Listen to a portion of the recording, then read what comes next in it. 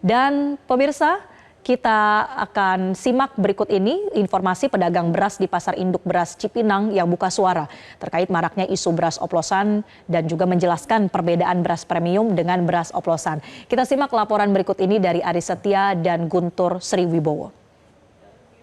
Masyarakat belakangan ini tengah dihebohkan dengan isu beras oplosan. Hal ini berdasarkan rilis yang dilakukan langsung oleh Kementerian Pertanian dan juga Satgas Pangan yang menemukan adanya 212 merek beras bermasalah. Merek beras bermasalah tersebut diduga ini merupakan oplosan atau mencampur dengan tidak sesuai dengan standar ataupun ketentuan yang berlaku.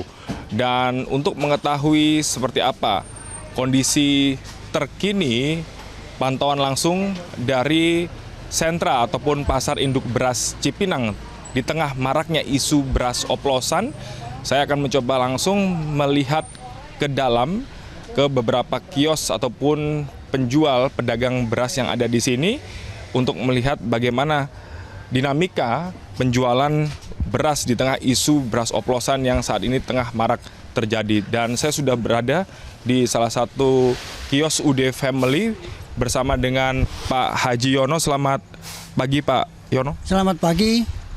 Pak Yono, di tengah maraknya isu adanya beras oplosan ini, bagaimana Anda sebagai pedagang beras sendiri melihat hal tersebut? Ya, kategori oplos di pasar induk ini bukan kok mau mencari harga atau beras yang jelek dicampur sama yang bagus, bukan.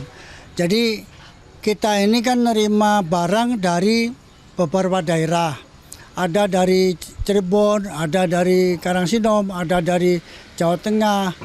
Nah itu kita mau ngisi karung kita masing-masing itu dilabur satuin biar satu partai kalau di sini gitu.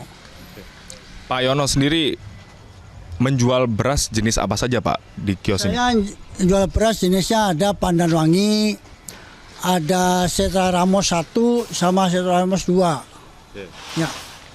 Mungkin bisa ditunjukkan nggak Pak Yono produk beras yang Pak Yono jual gitu? Bisa. Ini namanya beras Ramos 2. Yang ini. Ya. Ini premium. Kadar airnya 14%, kadar brokennya 5% sampai 10%. Pak Yono, kemudian kita ketahui bahwa di tengah masyarakat saat ini kita tahu bahwa beras itu kan ada berbagai jenis Pak, beras premium, medium dan sebagainya. Nah, ada nggak tips bagi masyarakat begitu untuk membedakan jenis beras premium, medium dan lain sebagainya itu seperti apa Pak? Ya, kalau namanya premium itu dari kadar air sama kadar broken mas. Ini kadar brokennya 5%. Ini premium. Terus kalau yang satu ini kadar brokennya lebih dari 10%. Ini namanya medium. Ya. Jenis berasnya juga beda. Ini R64. R64 medium. Nih, ya. Terus kalau yang ini untuk second Setra Ramos. Ini 5% kadar brokennya, 14% kadar airnya. Oke. Terakhir Pak, apa pesan yang ingin ditekankan, disampaikan begitu untuk pemerintah dan juga masyarakat agar tidak terjebak dengan isu beras oplosan ini Pak? Ya. Saya menghimbau kepada konsumen atau masyarakat, ya, telitilah sebelum beli masalah timbangan, masalah kualitas. Jadi nanti jangan sampai ada polemik dari pemerintah. Pemerintah juga mungkin juga akan menyetepilkan harga. Mungkin ya, SPHP sekarang kan sudah mau keluar. Tapi ke pasar-pasar retail, langsung ke pasar-pasar kecil, ya nggak masalah. Biar nanti bisa menurunkan harga dari daerah.